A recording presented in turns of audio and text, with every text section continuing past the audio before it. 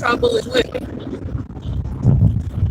She decided she wanted to go to work today.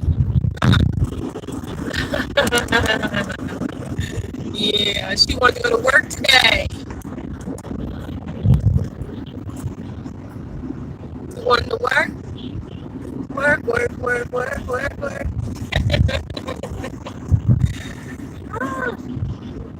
So, I gotta go meet with some boys today. I have some official documentation to hand deliver to them. I don't want no trouble. I don't need them to misunderstand my authority. So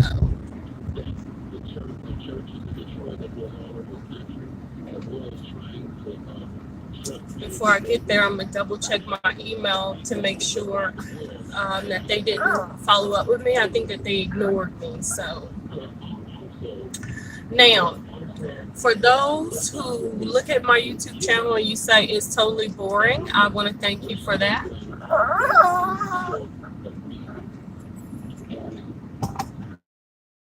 It is. That is the goal. So that's wonderful. This is what I was listening to. This is a black radio station. They're talking about Omarosa.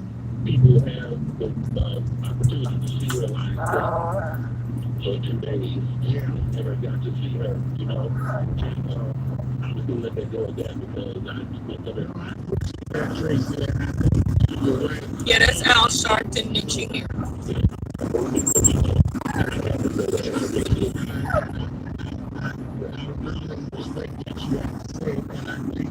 It is important that we get the whole story because she deserves that because she didn't have to do a lot of what she did. Yeah, now you can hear me. On Sirius XM Saturday, on my way to work, I had to work. I was really glad at work all weekend. I had to work the weekend. But she said one of the things she most admired. They're talking about Omarosa. Is the fact that she's one of the few celebrities that actually gave people things on a regular basis. Yeah, so give them to them whether it's back home. This woman, they actually were working, and I showed that. Yeah, you know that name. She's been podcasts over the years, and she was in there for us, but always be there and do what she could. But the beginning of Omarosa, Oprah, Michelle Obama. That she helped to keep Bush alive. Isn't that? Because I read that all. She did. And she helped keep National Action Network alive in the 90s and now. She was a big supporter. Aretha Franklin. But thank you for the opportunity to let me say it. I appreciate that. Thank you so much for your time. God bless her soul. To Pedro on Sirius XM 126. A lot of older people thinking about death now that Miss Aretha has passed. I want to say one thing. A few hours ago, and we're talking about, I'm gonna turn the tables on that person, and I'm gonna say you, sir, deserve to be praised for the interview that you did with Omarosa. Now, only for you, Reverend Al, I got up yesterday at about 5 to 5 in the a.m. to see you, because that's the time you come on here in Arizona. All I can say is that when you were talking with Omarosa yesterday, your interview with her was more colleague for him, who I admire. Him blowing smoke up Reverend Al, and that's what this is. And I want to commend you for that, Reverend Al. You did an excellent job. And I only hope that that could be a little and it could be available on demand for those of the folks that did not get a chance to see it yesterday, because you were able to probe into areas that others either did not want to probe into or perhaps didn't know how to probe into. But you brought it up, and I think you could be commended for it, Reverend Al. You did an excellent job. Thank you. Thank you for your call. I think it is important, and again, I want people to get into distractions. There's two bond factors or someone leaves the White House for whatever reason, it's got bad, it's wrong, or whatever. If they say there are no blacks advising the president, there are no blacks in the top tiers of the White House. Just blacks have to pay taxes, and blacks serve this country, but we're not represented. Now, we can say she's wrong, we can say she's so loud, that's what she gets. But the fact is that we are now, right now, in a living white government in executive branch. And no one is disputing that. And those that fact checkers said she right. And they do not want to discuss it. Let's go to Demetrius E. Cooper. It's a lot of jobs that have not been filled in this administration. At least 15 just in communications.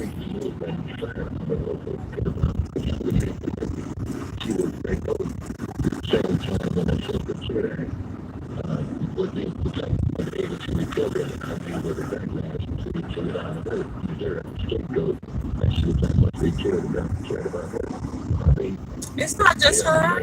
It's Comey. It's a whole bunch of other folks.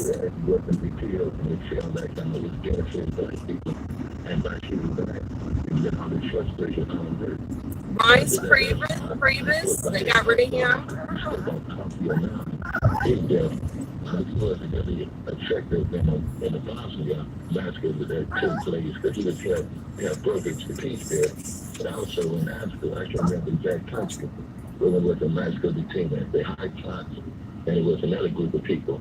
Yeah, bring peace there. He brought saved a lot of lives and brought security to those countries, and he should be known for that. And also, I'm a witness that Donald Trump, thinking about he made a racial or hope a racial take place. I'd be mostly he want to go back to the time, let's say, we don't know what time Trump wants to go back to. At least I haven't heard him say he wants to go back to a time when black people was less and so this and that and the third. As far as I can see, he could care less about black people. He is only looking out for what is best for him and for his world to move. He don't need minorities. With all this integration and stuff, you're forcing people to have to work together who do not want to work together. And, I guess this is what I get tired of. And I got tired of this as a parent. When you're trying to do something to help somebody and they resist you and they resist you and they resist you, even if you resist Satan, he will flee. Ain't nobody got no time for resistance. Let them fools die, okay? Let them die, let them burn, let them disintegrate, let whatever's gonna happen to them, let it happen to them. If they don't want to do what's right and be fair, it's their choice. It's their choice. And the mistake that was made in 2016 is the millennials didn't turn out because the Democratic Party did not put somebody in place that's like Obama, which is what they wanted. And if that the black community could produce a black candidate that could take the reins after Obama. There wasn't anybody. There has been a systematic destruction of black people in this country. Obama is the exception to the rule. He's the exception.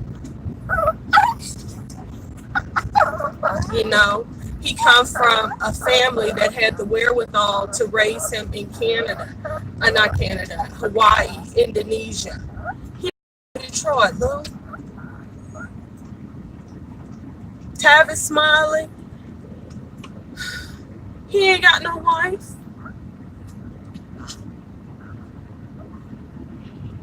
And Who knows what Tavis has in his closet?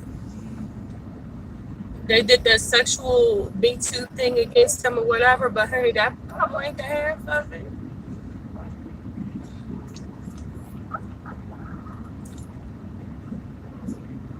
There's a whole generation of black men who are unworthy, who are in the same age bracket as Barack Obama, who actually resisted him and fought against him when he was in the White House.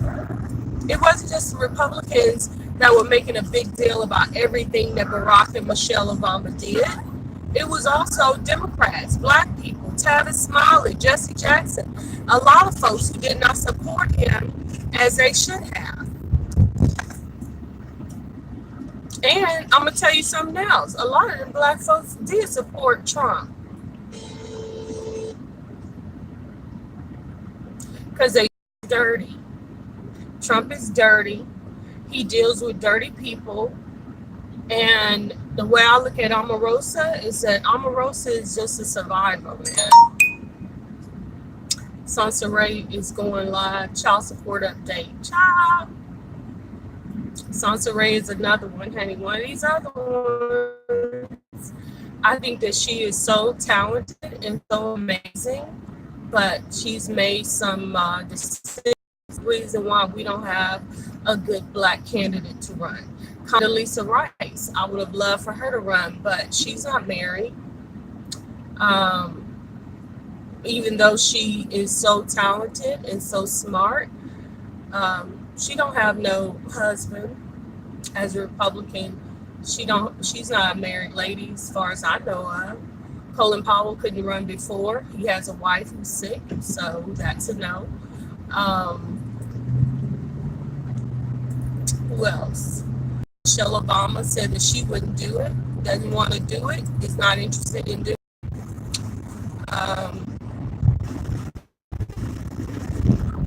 I'm talking across party lines, Democrat and Republican. People that I know personally.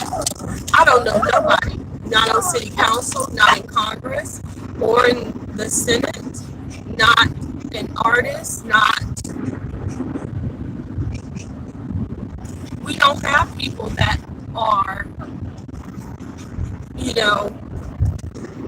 stable enough, personable, internationally savvy, can understand basic economic vocabulary,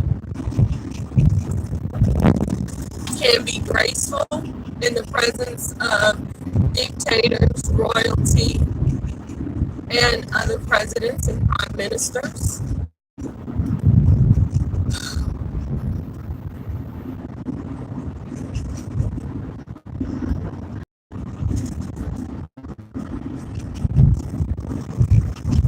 And I don't care, even, what do you call them? Hispanic or anything like that. I had a drink last night about Bruce Harrell. He's half black and half Samoan.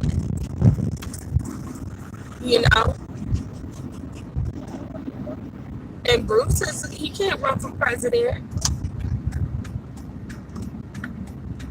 He cannot run for president. Harrell. He's a local guy. He served as president of the city council for Seattle. But Bruce, hey, how you doing?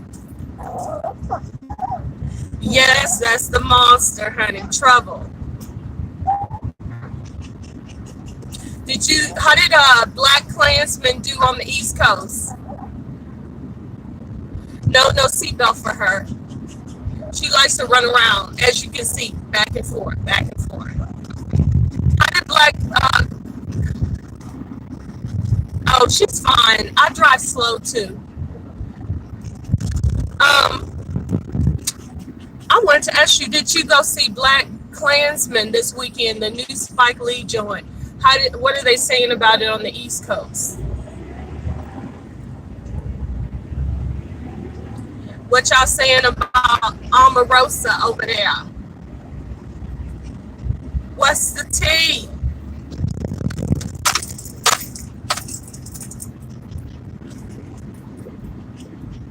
Are you still there or not?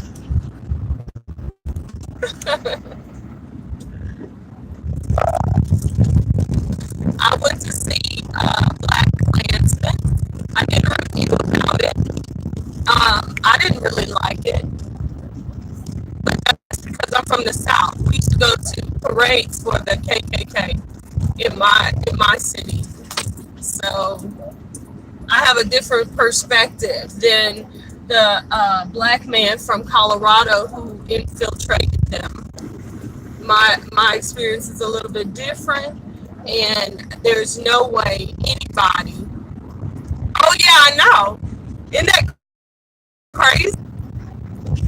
I know David Duke. He called Ron Stallworth. He called him when the movie was going to be coming out because he wanted to know how he was going to be portrayed in the movie. Talk about conceited. He's concerned about his image. All these people. Crazy. So yeah. I don't know. I ain't gonna go there, but that's what I hear.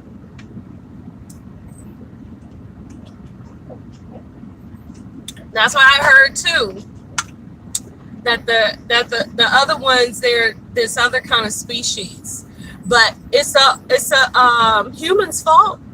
Ain't nobody tell humans to mate with them non-human things. I don't think that the elite cares about that because they know that money isn't anything, it's power. But the money that we have is like monopoly money. There's nothing backing it up, you know. Yes, they do. Just like our people have. And I'm going to tell you something. I went to a black church yesterday. They had some people visiting from Brazil. And you should have saw them ninjas, baby, bowing down to them people like they was like, you would have thought Jesus was there in the house kissing butt like you wouldn't believe, honey. I was ashamed. But I had to laugh, and I didn't record it, but I should have. I was so shocked. Talk about Uncle Tom's or whatever. It ain't even Uncle Tom's because these people weren't even white. They were just from Brazil, and they were just visiting the church, you know. And these black people were like fawning over these people. I was ashamed. Okay, as a black person, watching other black people grovel like that behind people that are from a third world country, they are supposed to be Americans and all of that, bending over, kissing butt like that. I guess that's why they don't want other black folks in the room when they get their jobs and they do their deals and whatever around non-black people.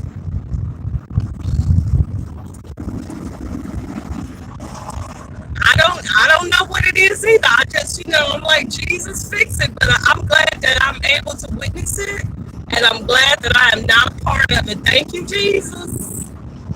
Thank you, Jesus. But it's a lot, you know, it's a problem with black. It's a problem. I don't know if it's satanic. I don't know if it's mental. I don't know if black babies are mentally lobotomized, because I wasn't. So maybe that's the situation with me. I wasn't born in a hospital. My mom gave birth to me at home. So I never went through that whole situation. I wasn't immunized, you know, none of that kind of stuff. So, you know, that's what makes me different. Yes. But honey, these other ones, oh my God. I was shocked and amazed, honey. Shocked and amazed. I can't believe it. I still can't believe it.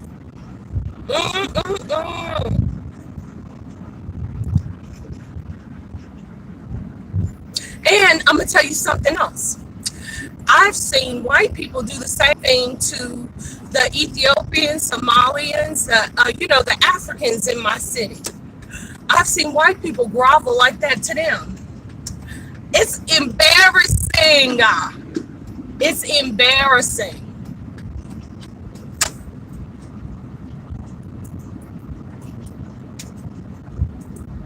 I'm telling you. I've seen the white people, and they be doing this to the black African women, kissing their butt. I don't know. I saw where China shut down Palau, the tourist industry. They to either choose allegiance with China or Taiwan. So China is flexing over there, but I don't know what's going to happen because they haven't said anything about Kim Jong-un in North Korea, which is worrisome. I look at the headlines, but then I look at things that they're not reporting on to find out what really is the truth, okay? And I think that moves are being made in North Korea. That's what I think. I don't know what he's doing. Another subject that has gone quiet is Iran. Iran was in the news for a minute. I don't know what's going on. Trump made Jerusalem the capital of Israel, and that's total radio silence, which makes me think it's some stuff going on, but they're just the general public, which is worrisome to me. But God's got it. You just have to have faith and know that God knows what's going on, and whatever it is that he needs us to do, the Holy Spirit will, put that in you that at the appointed time, and just leave it at, because these human beings, honey, it's a mess going on. And believe me when I tell you, I just been like sitting on the sideline eating popcorn, like, ooh, really? Sipping,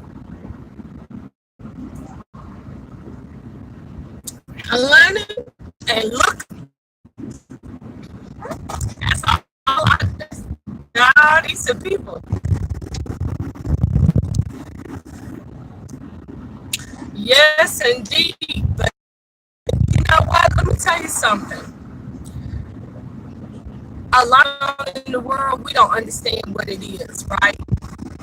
But God is the one who is in control. Even though Satan is the ruler of the air and everything like that, and he has, the power to do what he does here, but even he has to flee when we resist him, right?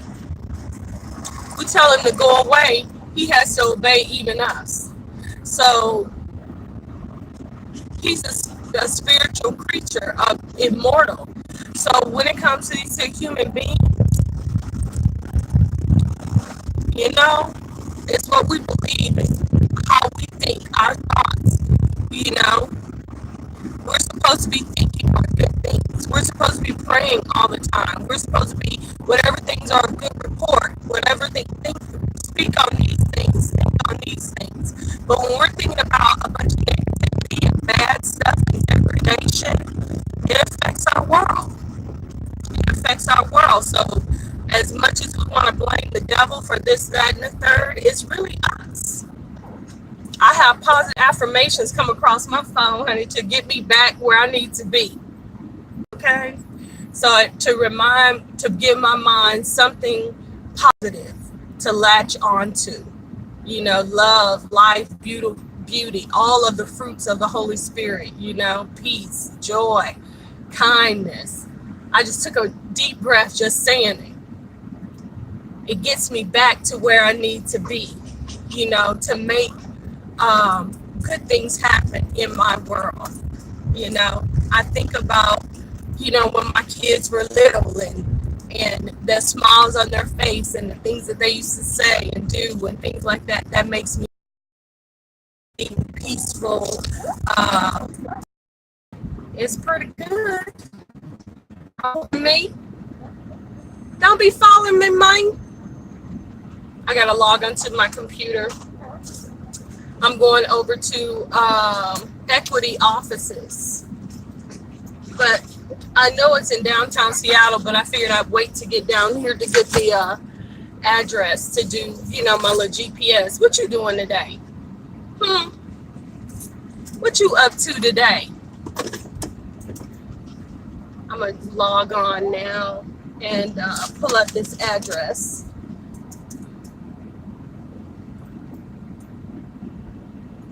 She comes in. She's at work. She's my co-worker.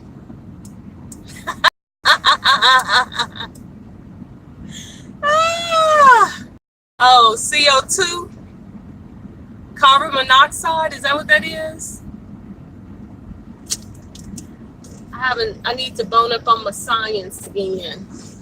CO2. Carbon dioxide, carbon monoxide.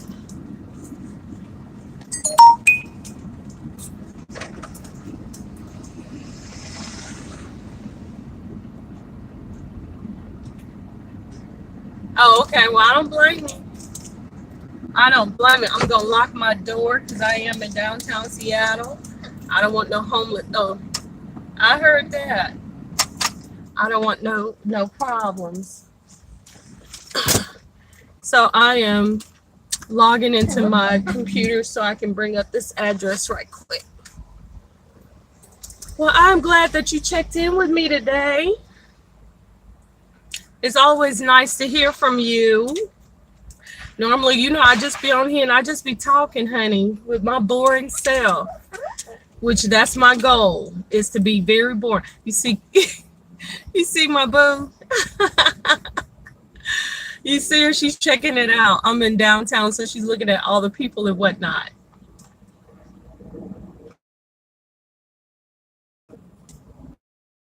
Hey, don't be so happy. Keep it down a little bit. You're too excited walking down the street. Keep it down.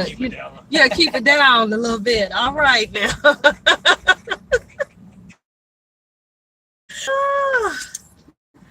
Yeah. Listen, look at Kitten. Kitten want to get out. Oh, shoot. I've always been boring. Always. I've never been exciting. It's one of the reasons why, oh yeah. You know what? I like people. I really do.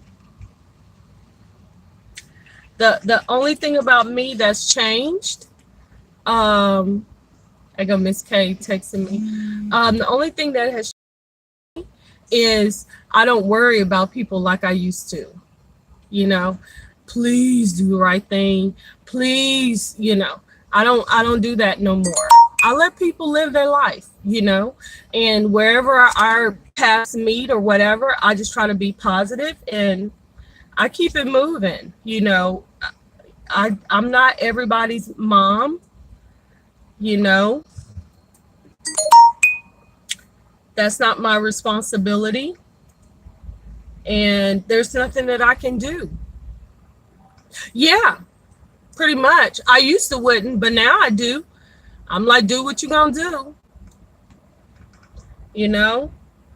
Because I know that death is not the end of it. Death is not the end of it. Even if somebody commits suicide, jump off a cliff, eat a bullet, whatever, it's not the end of who we are, because we're just energy. So energy, you never lose it. It never stops. It changes, but it's never gone,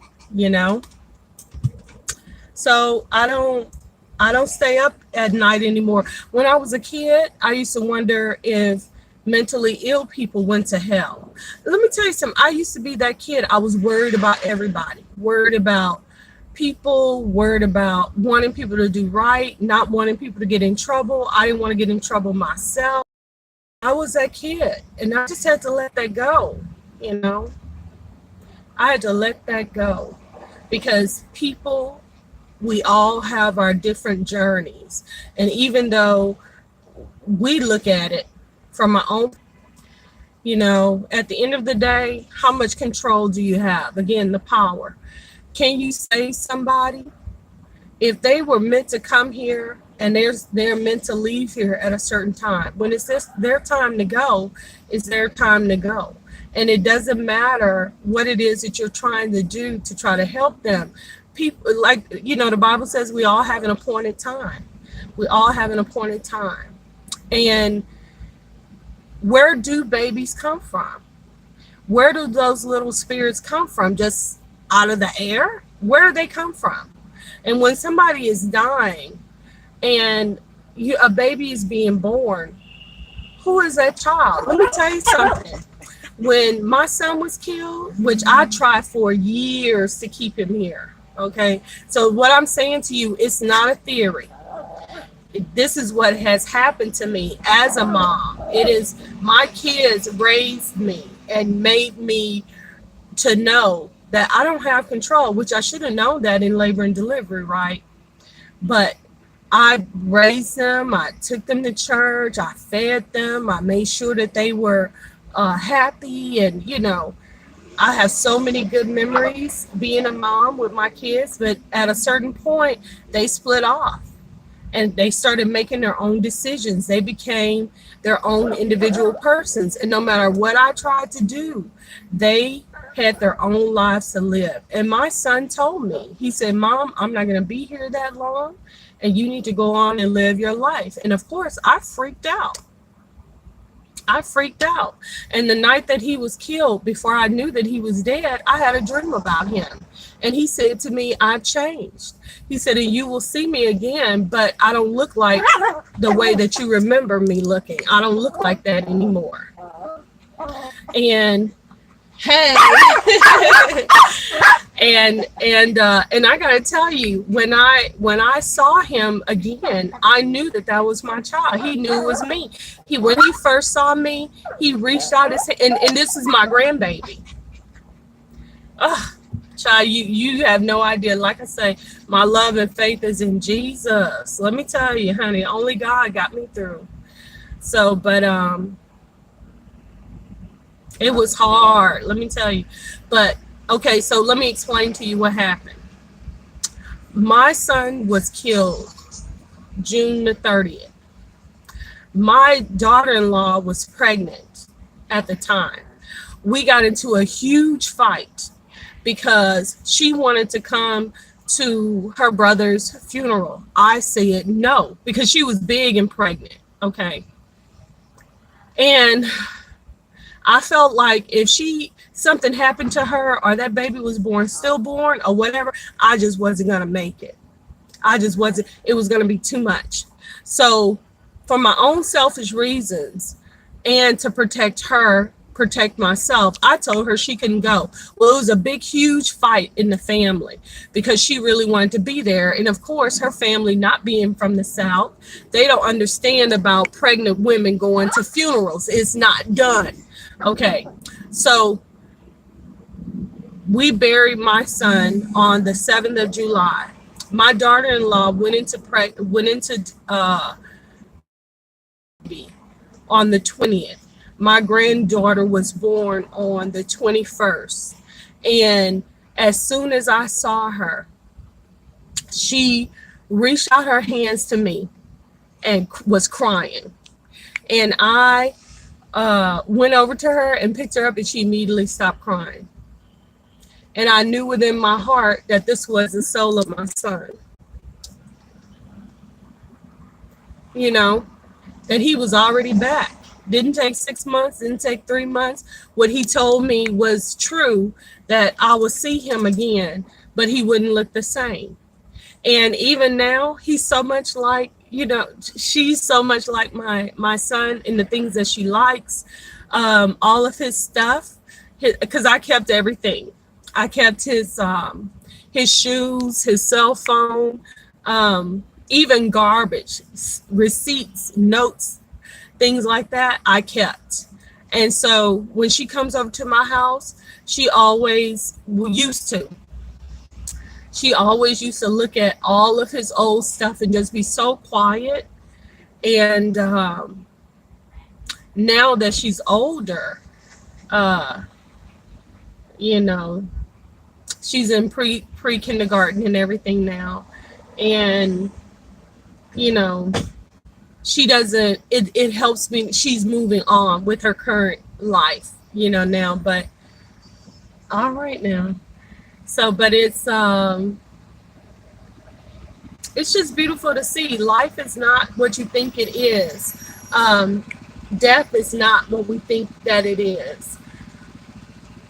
I believe that the reason why I got to know this information before a lot of other people get to know is because I have such a huge, strong bond with my kids. I spent every day with them. I took them everywhere with me. Just like with Kid, and I'm taking her with me to go to work and stuff like that. I don't leave her at home. I spend as much time as I can with her.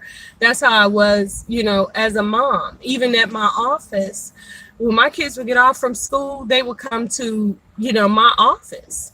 You know, I would leave my job to go and get my kids to bring them back to my office, you know.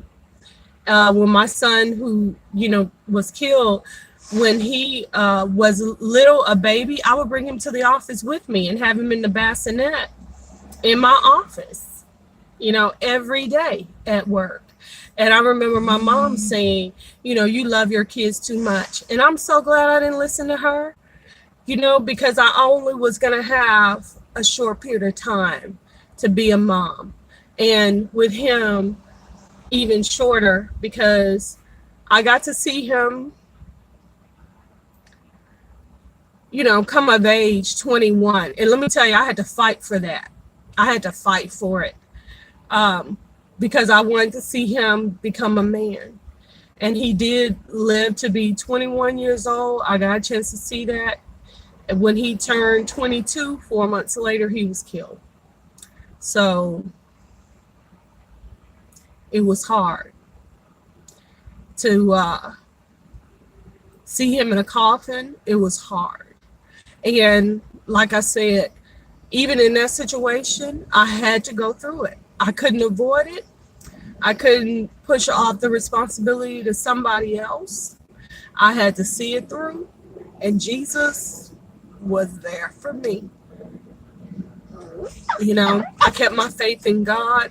Even though things may look like it's the end and it's over and this is the final thing, but it's not. And I got 6 grandkids. I got hush kidding. I got 6 grandkids now. And I got a daughter-in-law who doesn't listen, and she's very opinionated and strong-minded, and she's a good wife to my son, who is a piece of work, let me tell you. And so life goes on. It's different. It's just like my son. I have one son that passed, but he's not really gone. You know what I mean? And then I have another son who's married, but he's not really gone. But he's not like my son as a 2-year-old. Life has changed. Life has moved on. Like, you know, I've gone on. I'm not the same person that I used to be, you know, as my mother's daughter. You know, I'm a different person, you know. So that's it. So it's time to pray. It's high noon. You ready? Our Father, which art in heaven, hallowed be thy name. Thy kingdom come, thy will be done, on earth as it is in heaven. Give us this day our daily bread, and forgive us our trespasses, as we forgive those who trespass against us. And lead us not into temptation, but deliver us from evil. For thine is the kingdom, the power, and the glory, forever and ever. Through Jesus Christ we pray. Amen. Yes, noontime is time to pray. That is 12 o'clock here in Seattle. I'm trying to log on to this here computer. Every day I pray at 6 a.m., noon, and 6 p.m. every day. Yes. So that's perfect. That's perfect. Yeah. And so I always pray all day, think in positive ways, not get caught up with the way that the world sees things, but the way that God sees things. That's the way that I choose to be. And, you know, it doesn't mean that, I don't have heartbreak, and because there's some things that are hurtful to me, but through it all, God is with me. I keep praying. I'm humble. I don't get mad at God. I don't question God. I trust him because I know he's got my back. I know that that's a love that I can depend on. So whatever comes, just deal with it. Cry a little bit and pray and keep it moving. Sometimes I can't keep it moving. Sometimes I just get tired and I just lay down and I talk to God, and God lets me sleep, and I wake up and do what I need to do. Do what I need to do. That's it. So that's what I'm doing today. I could have, stayed in this morning, but I said, I got to go to Seattle. Might as well go ahead on and go and see what it's going to be. What is God going to do today? So I got to put in my little token. This is an encrypted thing. I want to check my email too, in case these guys have emailed me, so that I'm aware of any conversations or whatever. And so from here I will navigate myself to their offices, and then I gotta bring Kitten in, and we gotta go to work. But I don't like to sign into the computer while I'm moving in traffic, so I just pulled over. So now I'm gonna check my email. Oh, you wouldn't believe it, but thank you. But I got so much other stuff I need to do, like paint. I painted my bedroom. I need to do the ceiling. I want to paint the hallways, the bathroom, and the living room. My extra bedroom, I don't really need to paint that because it's basically storage. I'll eventually do something with it, but I just haven't for the moment. But I really want to paint. I really do. That's on my list to do. I could have did that today, but I said, let me go ahead and try to get some work done,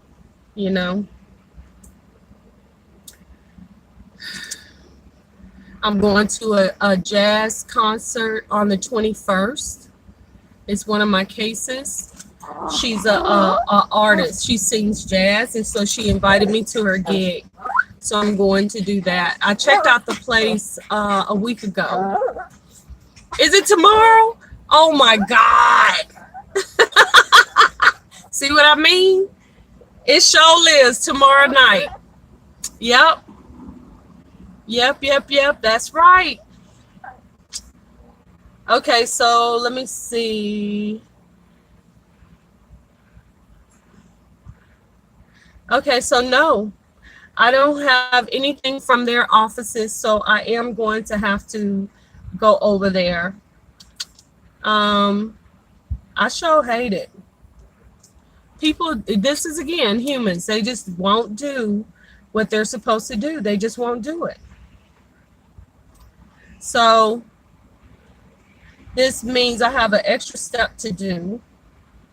So I'm going to go over there and do that.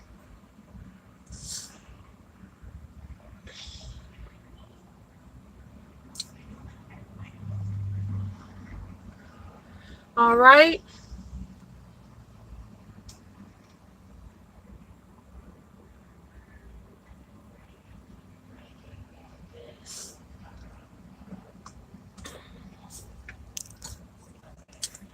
Oh, let's see. Okay, so, hey, I know. I thought you were gone. I was over here looking for the address. I looked up. I was like, well, I guess he's gone. I said, you didn't even say bye.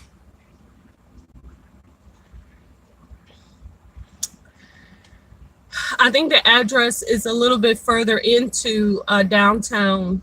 As you can tell, there's a lot of construction going on, a lot of people around. Oh, thank you. Thank you so much. I appreciate that.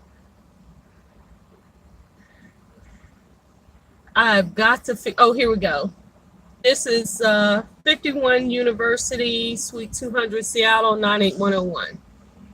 So that's where I need to go. I'm at South Washington and First Avenue.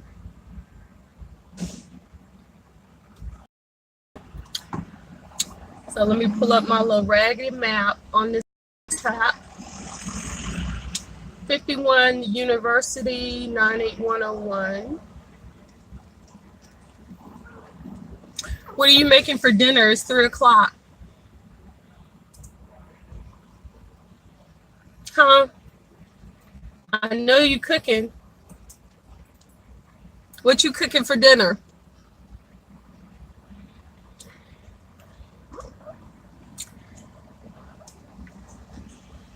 What you making? Oh my God. You must be rich, honey. For the amount of money it costs to eat out, I can make dinner for a whole week. I'm frugal. Okay, let's see what it say. 51 University, directions.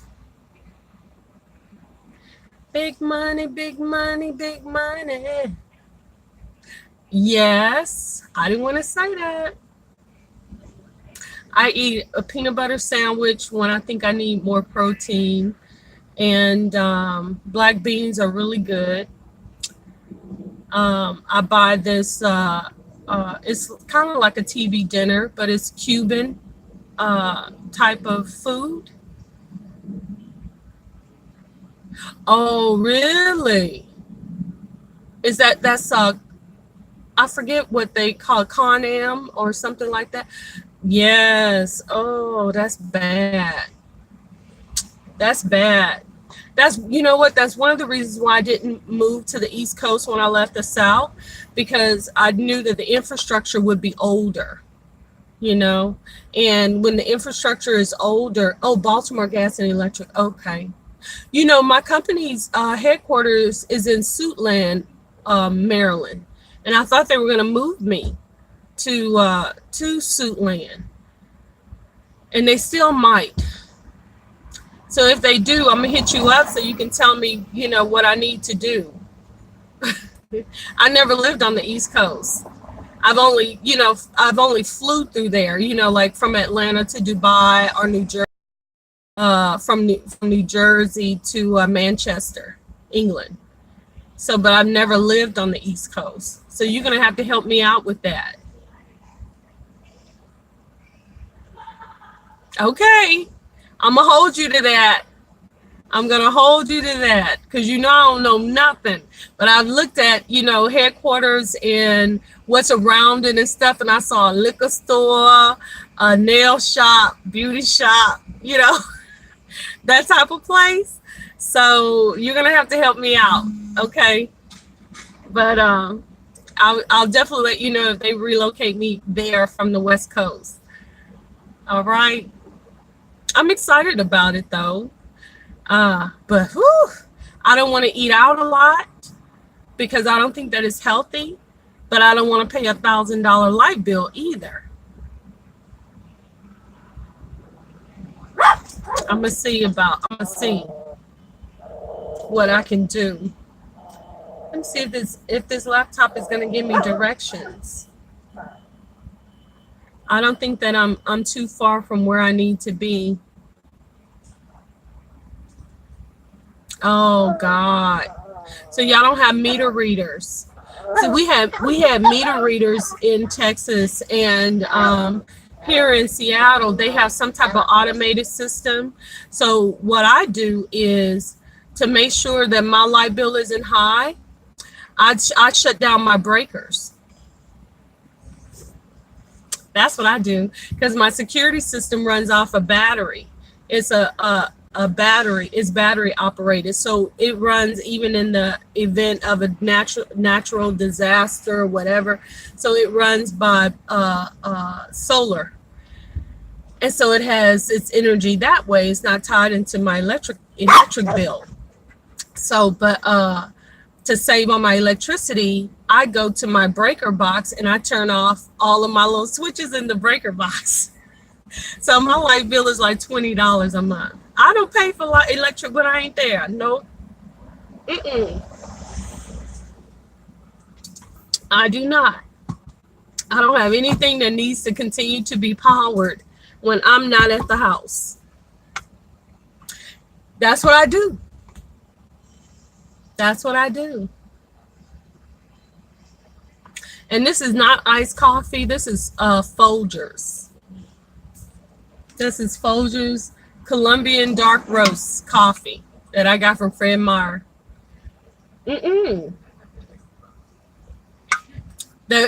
refrigerator, it will stay cold and maintain its temperature for 72 hours without power. Yeah, honey. Yes.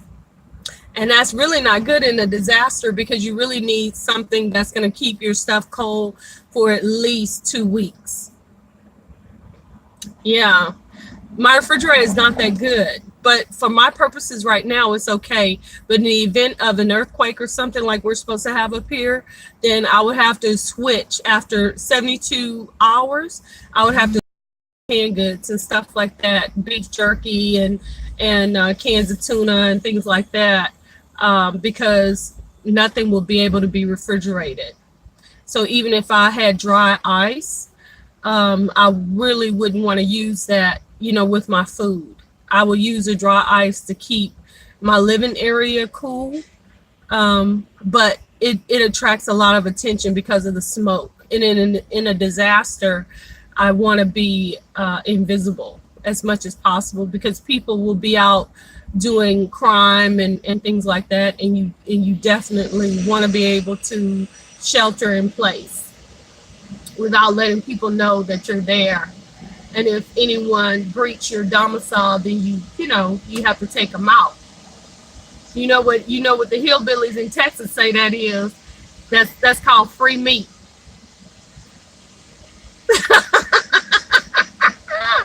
Free meat, honey. And the bones make for good tools and okay. Yep. If they trespass,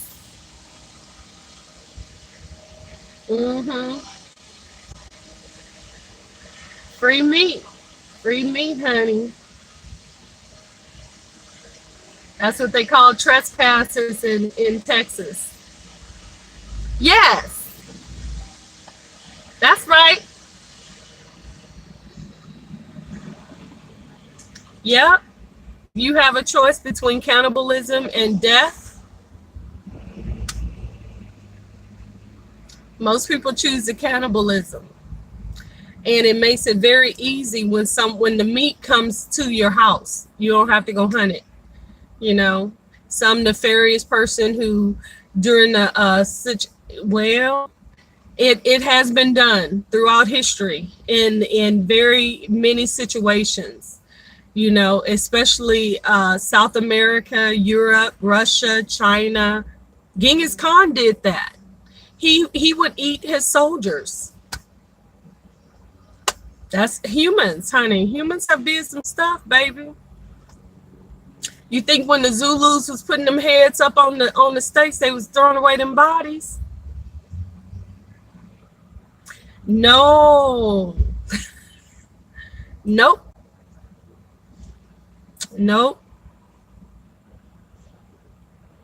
Native Americans have did it. The Mayans did it. Listen, in this world, you don't waste no meat. And those fallen soldiers, you think that they just let them rot on the field? No. The Romans, all of them. Let me tell you, when the infrastructure goes down, man is going to be man, and that is survive. Now, if you happen to be Elijah then God will send birds to bring you food. Okay. It's been known to happen. But for most human beings, you got to eat whatever is available to you to eat. And if it is green foods, leaves, twigs, dirt. Slaves ate dirt to stave off,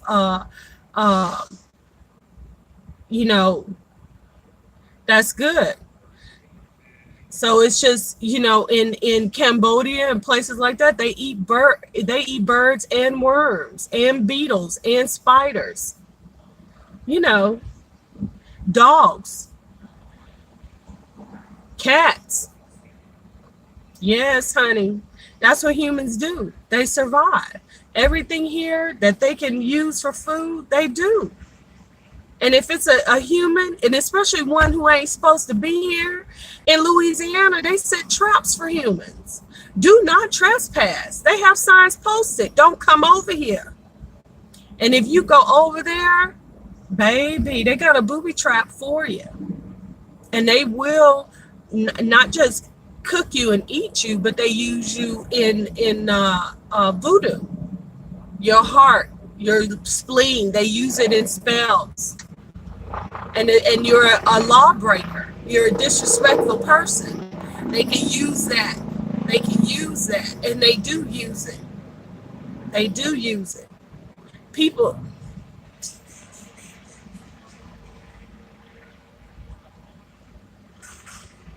Child. They do use it.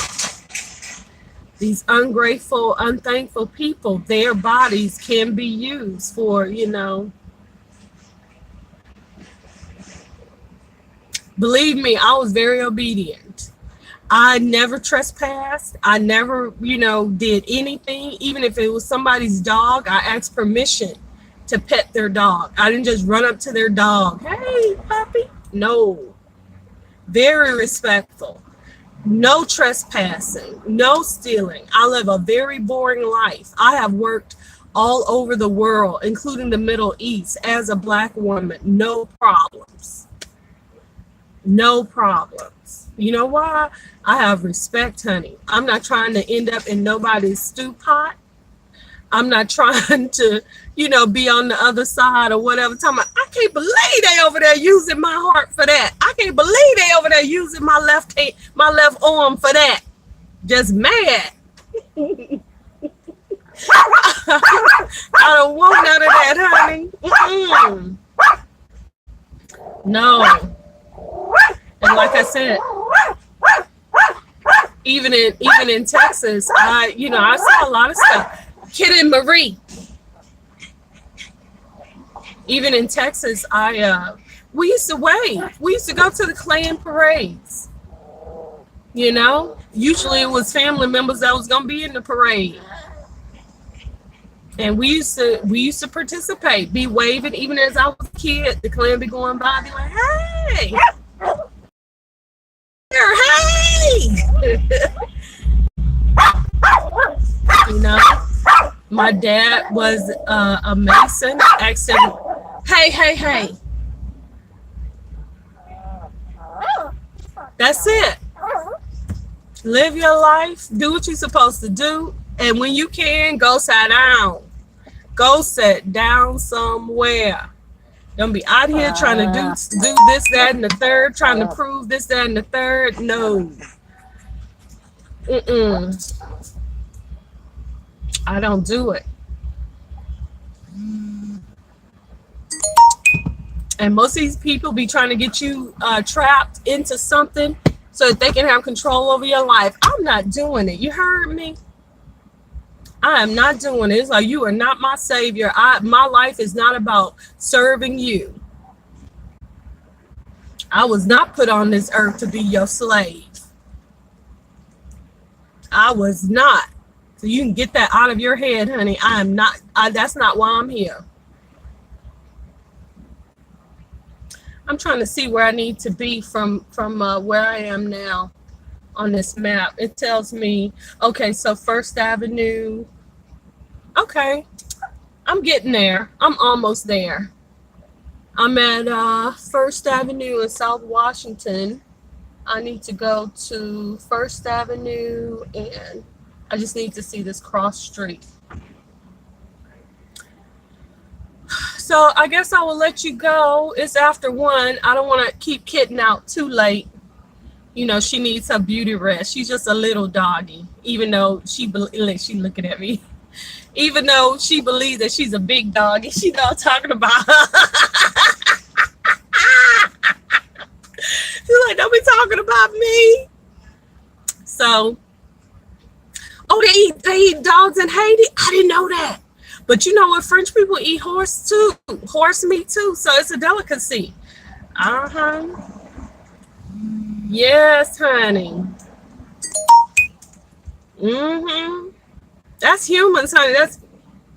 They gonna survive. Believe that.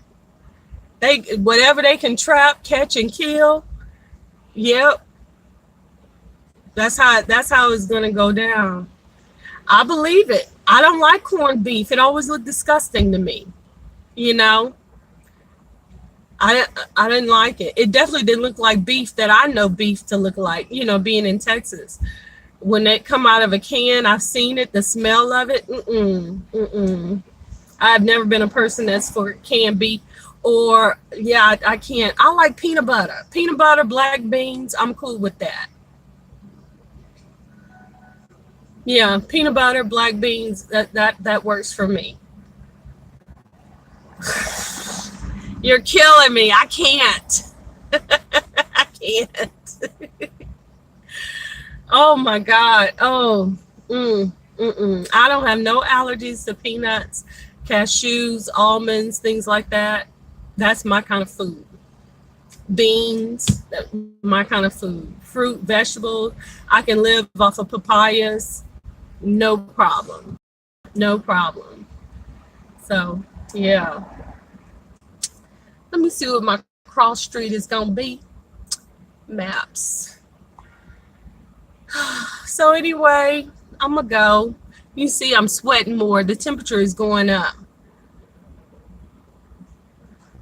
Oh, okay. See, I can take it or leave it. I like it just fine, but if I don't have it, I'm fine too. Yeah. Yeah.